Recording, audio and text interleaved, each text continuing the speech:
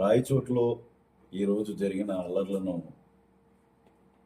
దృష్టిలో పెట్టుకుని టౌన్లో కొన్ని ప్రత్యేకమైన ప్రాంతాలు, ముఖ్యంగా టానా జంక్షన్, అదేవిధంగా చుట్టుపక్కల కొన్ని సమస్యాత్మకమైన ప్రాంతాల్లో 144 సెక్షన్ అనేది మేము విధించడం జరిగింది. ఈ 144 సెక్షన్లో భాగంగా దైనందిన జీవితానికి, అంటే రెగ్యులర్గా మసీదుకి వెళ్ళే వాళ్ళని, ఇటువంటి వాళ్ళని ఎవరిని కూడా ఇబ్బంది పెట్టడం. అయితే ఎక్కడైనా సరే పోలీసు ఆదేశాలను బేఖాతరు చేస్తూ గుంపులుగా చేరి వారి విధులకు ఆటంకం కలిగించిన పరిస్థితుల్లో అయితే compulsory severe and strict cases book చేయడం జరుగుతుంది.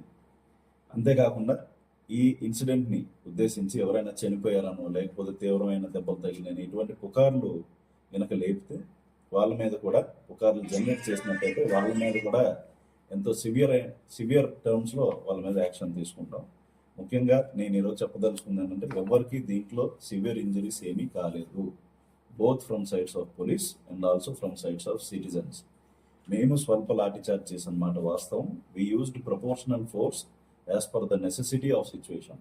సమయానుకూలంగా దాదాపు 2-3 గంటలు మేము సమయం పాటించి ఎంతో నచ్చజెప్పడానికి ప్రయత్నించిన తర్వాత విధి లేని పరిస్థితుల్లో మేము స్వల్ప లాఠీచార్జ్ చేయాల్సి వచ్చింది.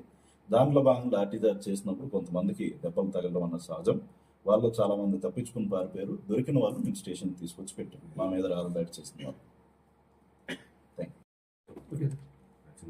రాయచోట్లో ఈరోజు జరిగిన అల్లర్లను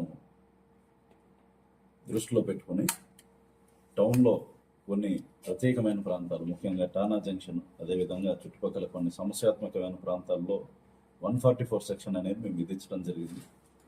ఈ 144 సెక్షన్లో భాగంగా దైనందిన జీవితానికి, అంటే రెగ్యులర్గా మసీదుకి వెళ్ళే వాళ్ళని, ఇటువంటి వాళ్ళని ఎవరిని కూడా ఇబ్బంది పెట్టడం. అయితే ఎక్కడైనా సరే పోలీసు ఆదేశాలను బేఖాతరు చేస్తూ గుంపులుగా చేరి వారి విధులకు ఆటంకం కలిగించిన పరిస్థితులు